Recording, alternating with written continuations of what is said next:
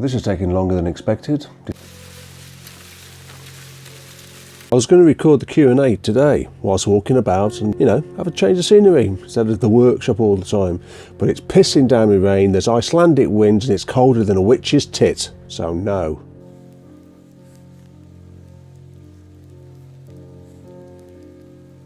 December is mad. It's like a box of frogs for 3 weeks and then the last week is dead.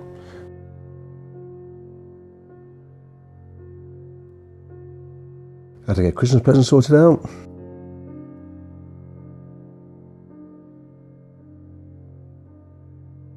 Rush everything in to get it all done, plus there's work to be done on top. Drove up to the Lake District to see my mate get married.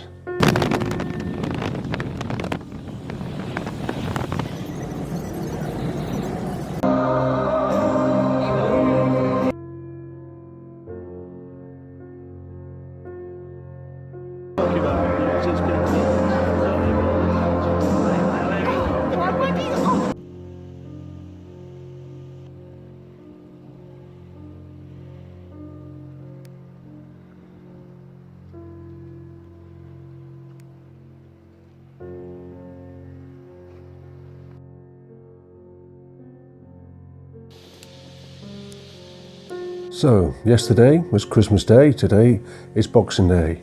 And for Christmas Day we went to my mother-in-law's house and just ate everything and drank everything and watched females take photographs of each other.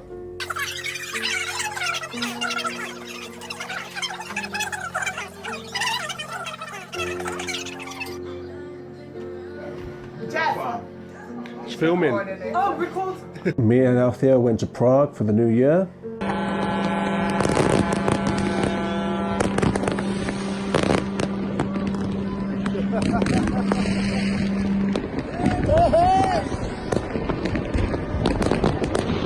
My foot swelled up, thought I had a blood clot, went to the hospital, turned out I didn't, just an infection, so that's all in hand. I'm here now, so let's get on with it. Mama Bear's She Shed asks, how many tools do I own? And I have to count every single one. How many tools? How many tools do I own? I mean, you don't expect me to count them, do you?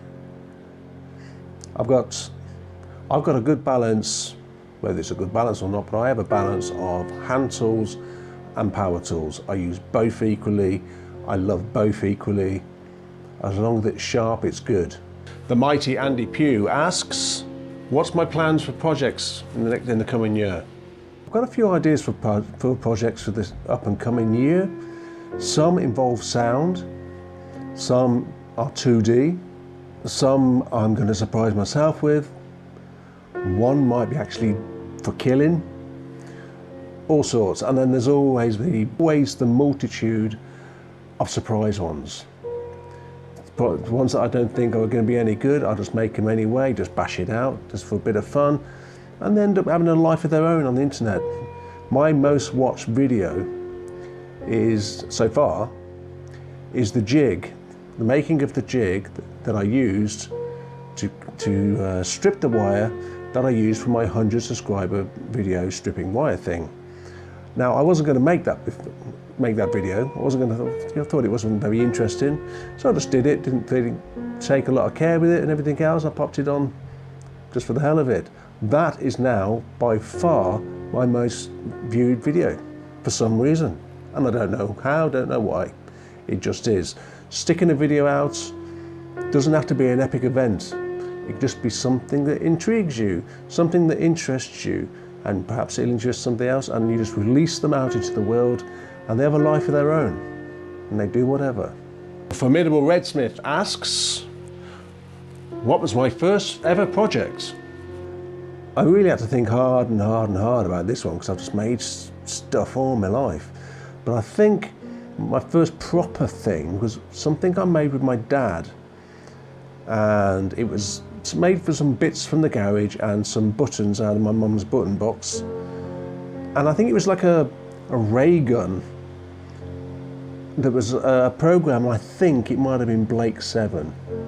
in the 70s. It might have been Blake 7 or something like that. And I liked the ray gun. And me and my dad made this ray gun from bits of wood, a bit of old paint, and some buttons from my mum's button box. And I loved it. And it must have worked. It sparked the interest and off I went. And I'm still messing about with that stuff now.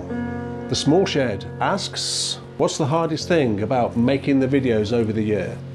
The hardest thing for making the videos and everything is reining myself in, trying to chase, I want to make this massive thing and make this crazy thing and everything else, to actually make the things that are possible to do right now. I have a small space, but I'm very, very thankful for it. I have limited tech side of things to actually make the videos, so I use what I have and I use all aspects of what I have. When you start to make videos, making videos or whatever type of videos, the first thing you have to know is yourself. What's your natural style? What's your natural way of doing things? When that becomes apparent, the process becomes easier. I think I know how I like to make them. I know how I like to make it at the moment. And do not ever worry about subscriber numbers. Just don't worry about stuff like that. Because according to YouTube, only 28% of my subscribers actually watch my videos. So don't worry, just make. Pete's Bunker Handicrafts asks, one, top 3 YouTubers? 2, am I going to MC this year, Maker Central? 3, what gear do I use? And 4, am I a bacon addict? When it comes to my top 3 YouTube videos or video creators or anything like that, whenever it comes to top 3s or top 10s of anything, I'm crap at it because I like too much stuff. I can't do a top 3 or top 10 or top 100 because to me that's always turning my back on the others that I like, so I just like it all. But to have an idea, let's have a lister. Right, in the UK, we've got some good people on the up and coming. Some have a lot of subscribers, some have minimal subscribers. Who cares? It's all good stuff to me. And at the moment, I want to shout out for Matt Berry from Matt Berry Customs. He's got a good mix of skills, good making, good videos, and humour. Humour's vital. You're no good as a human being if you can't laugh. That's vital to me, and he's got it in spades. Love you, Matt. Dies in every film. Exactly the same with that. He's leaping ahead with the subscribership, and he hasn't changed his humour or anything. He's still a Larry fucker. I think you're great. Ona, you're great. And also, Making Out of the Woods. Claire is making some really interesting stuff in an interesting manner. She's not showing herself at the minute, which is making a style. That decision to not show her face whilst doing the videos has become her style. And you know, whether she does it or not in the future, who knows? It's not important. She's doing great stuff, showing great skills. She has a very generous spirit. Fantastic stuff, and that will continue. Then there's also people across the waters, people like Frank Howarth, Paul Jackman, Meta Spencer. Meta Spencer's a great guy. He's done a series of videos of converting an American prison bus into a mobile home. Really good attitude, really good make it yourself style, really, really good. And somebody who's really very close to the top of a list, if I had a list, is a guy up in Maine in America called Bus Huxley. Get a chance, go and watch his videos. He's in the middle of nowhere, building his own house, cutting down the trees, milling the wood, and all that involved. And it's fantastic. He's now under snow, so his videos involve clearing the snow and everything else. He's got a great attitude and a really, really interesting editing style and approach. Love that. Also, Northwest Sawyer in America. He's just got a very workmanship attitude, milling stuff in construction, and just wants to show you everything he does. I like that. Also in America, he's a British guy. The channel's called Samson Boat Company, and he's rebuilding a century-old timber boat, yacht, ship. I don't know the terms. He's got a lovely attitude and a really good, just natural manner in front of the camera, and he's doing this huge project, but in quite a humble way. And he's created a lot of attention. A lot of American YouTubers have gone to the place just to be part of it. Also, people from Scandinavia, Germany, Europe, travelled there just to spend a week helping him out. Love that. People getting together. Tiny House Customs in America. This guy, his name's Dan. He's fucking hilarious. He's got a great attitude, and he's built a tiny house right from the trailer up, made the tray and everything. He's now converting a shipping container into sort of a warehouse. Says it's going to be a home, but I've got a feeling he's just going to move his tools in there. Got a great attitude, and he's hilarious. Up in Canada, the masterful Pat Lap. Pat Lap. I piss myself laughing watching your stuff. Your attitude is great. Your editing skills are just beyond anything. I mean, I don't know anybody else that can make a tattoo talk, but you make great stuff in a great manner.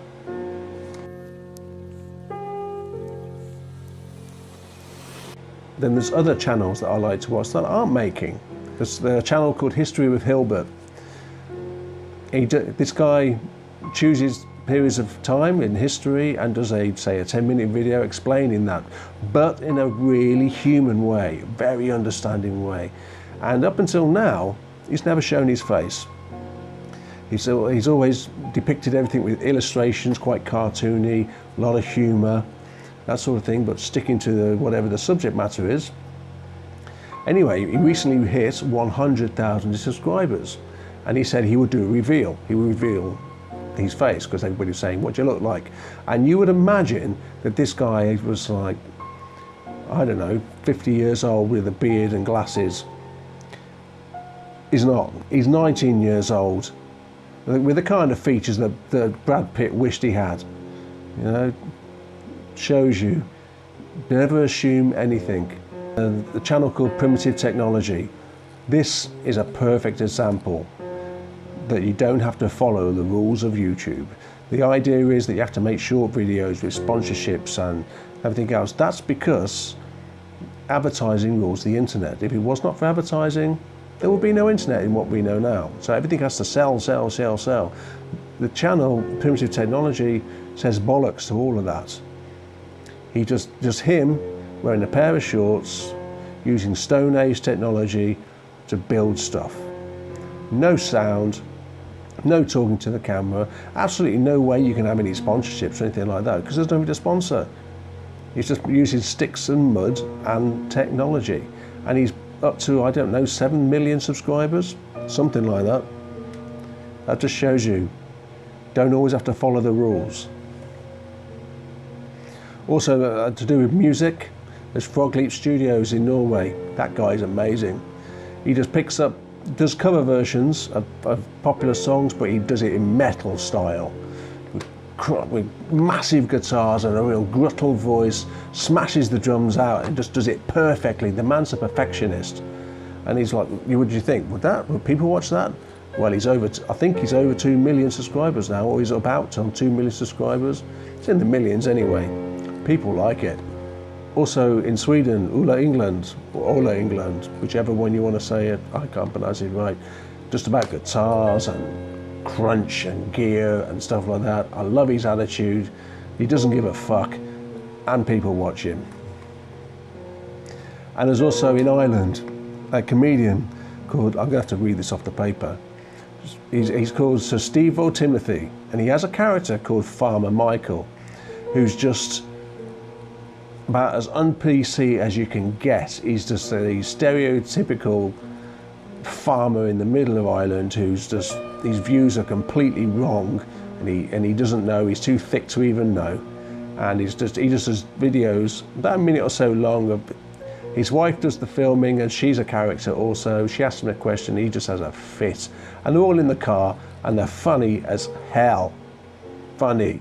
Am I going to make a central this year? Of course I am. Blimey, stupid question. What gear do I use? I presume you'll mean what gear do I use as in how to make the videos. At the moment, this is being recorded by a Samsung Galaxy 7 Edge. Now, whenever I do anything that's to do with talking, to the camera talking, that's done on the phone, because I can plug a microphone into it and it works. And so this is currently on my phone. I also have this GoPro 7 Silver. It's a great bit of kit, works a treat.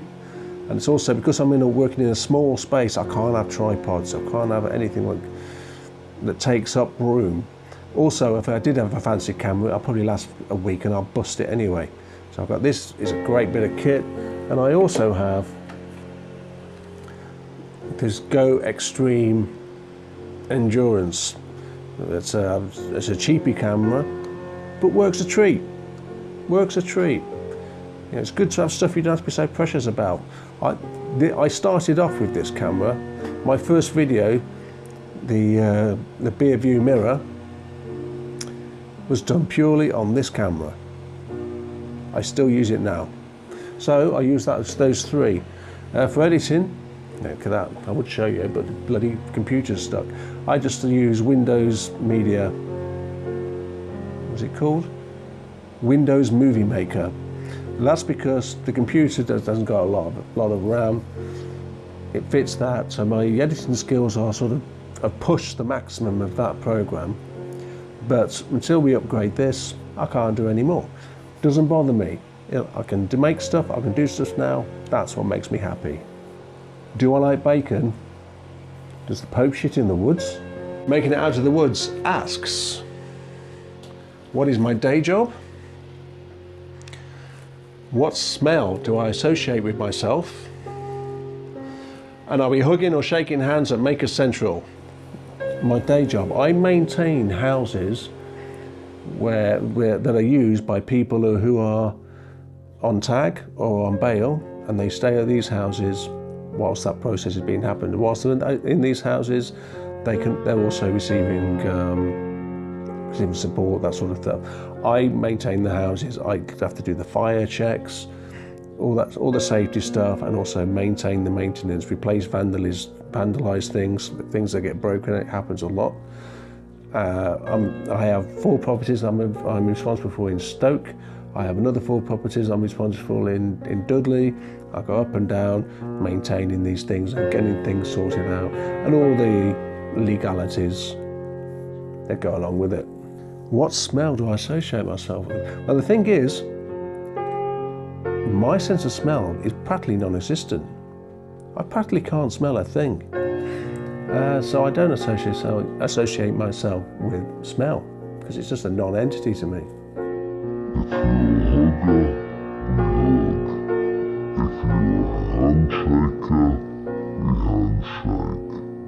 AH Bespoke asks, top 10 music?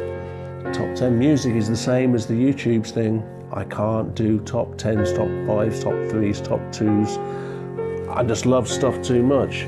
When it comes to music, it's always been the heavier side of the scale that's touched me right from I was 12 onwards.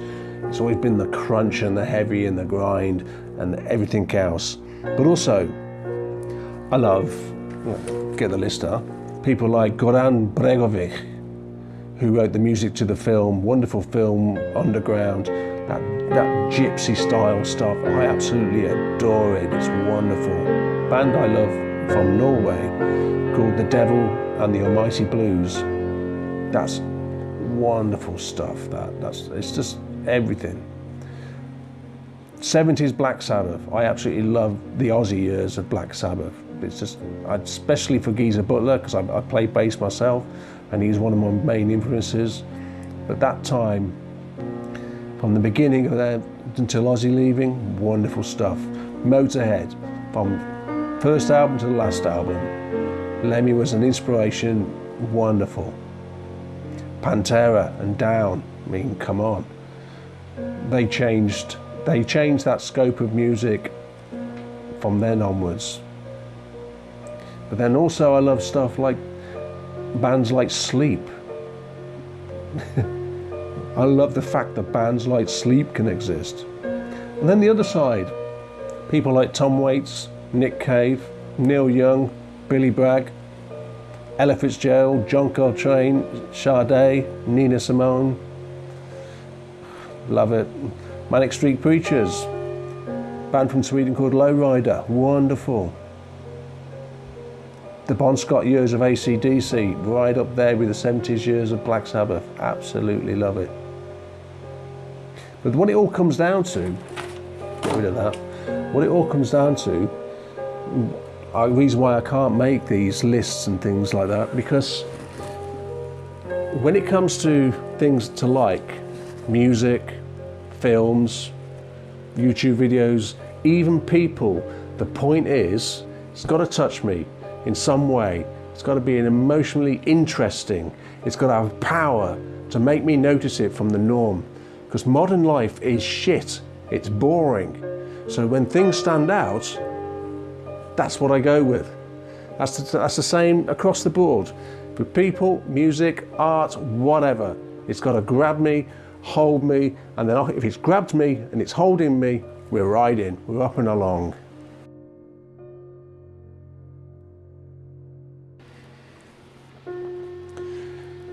Matt Berry Customs asks,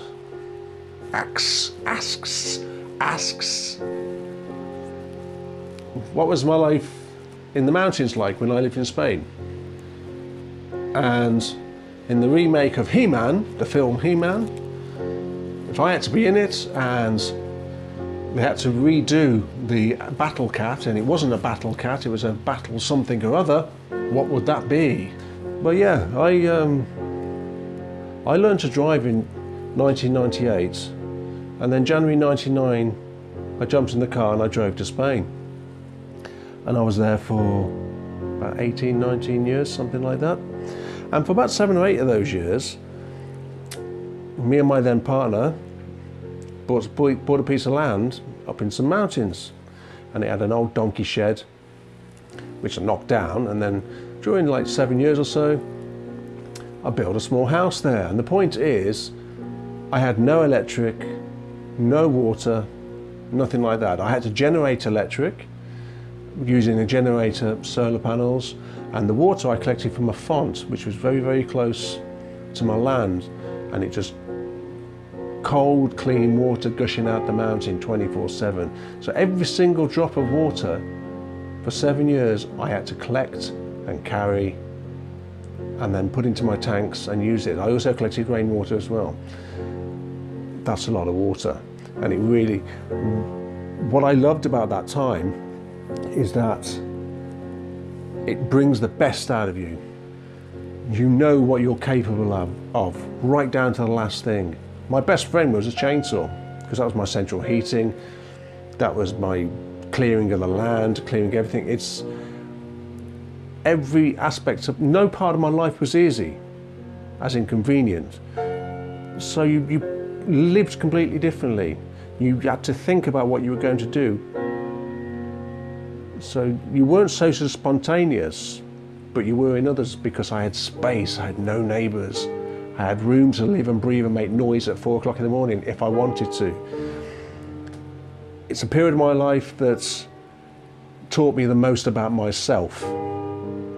I knew what I was capable of, and when I found I wasn't capable of doing something, I made sure that I figured it out how to. It was a great time, it's a great time.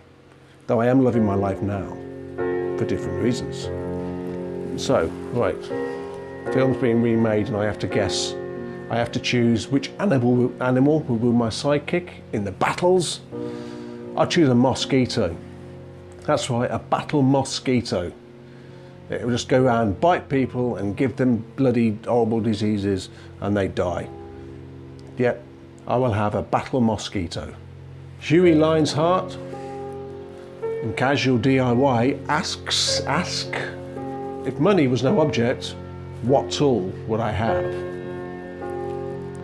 And it's also Huey Lionheart asked, it's my birthday, what band would I have playing? A money no object tool. If you look at a workshop like, say, Frank Howarth, it's a big space, but every tool he's got, it's huge. It's industrial size, massive, and I love that. I would have, if I had space like that and I didn't have to worry about money, I think I would have this massive, massive bandsaw. Just huge, and I could stick a whole bloody table in there if I wanted to. I'd love that, because you wouldn't be restricted by anything. I'd have a huge, huge planer, huge, huge table saw, huge, huge bandsaws, the whole works, but big. Oh, there's so much music in the world, how can we choose? But it's your birthday, so you want somebody like the Bundu Boys. That'll get you wiggling. That will get you wiggling. Wayward Wood 68 asks, do I have the persuasion to make the man from Del Monte say no? Would I tell Alan Sugar to fuck off, Nookie Bear, you're fired? Damn straight I'll tell the man from Del Monte to say no. I'll tie him up and I won't let him go until he says no. Damn prick in his white suit. Yes, because he is a Nookie Bear and he can fuck off. The Woodgeneer asks, where do babies come from? Babies happen when we stop wanking and start fucking. And then where do they come from? Vaginas. Richard Martin asks, what would I make that money / time / space stops me making at the minute? What's my favourite sandwich? And what's my favourite foreign place? These favourites. All the sandwiches. I want to eat all of the sandwiches. All of the time. Favourite foreign place. You know, it's like the question, what's your favourite video? It's the place I haven't been to yet. That's not my favourite one. Though, I love Scandinavia. And I want to spend more time up that way. It's pure, it's so good. But Asia is calling. Gonna have to make a trip out there. Haven't been there yet. So many places. Don't worry, wherever I go I'll make a vid to bore you shitless with. What would I make that space, time and money doesn't allow at the minute? It would be a monster-sized workshop. It would be timber frames, Norwegian style, concrete floor, but space to do whatever. It would be that, and enjoy the whole process and no rush. That would be so good.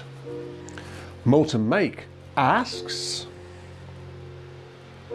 what tool or project do I find daunting? I suppose daunting, you know, doesn't have to be scary or anything, just something that takes you out of a comfort zone. I think projects coming up in the year that I might find daunting is the ones that are going to be involving sound. Simply because I've used the materials before, but I haven't made those things before. So I'm going to have to double, triple think about that one, which is exciting. The Carpenter's Daughter asked the elephant in the room, and I'm glad she did. Am I pro or anti-Brexit? Ha! And I'm so glad somebody had the balls to ask it. The very thing that ripping this country apart, Brexit. Am I pro or anti? I'm anti-Brexit. I voted to remain, and that's the story. But I'm not going to go on about it, because really, why belittle ourselves? Why belittle ourselves? Why make enemies of ourselves just because of politics? The whole point of politics is to tear us apart. Do not allow that to happen. And Jiggsy's Workshop asked, ever been to Grantham? Grantham?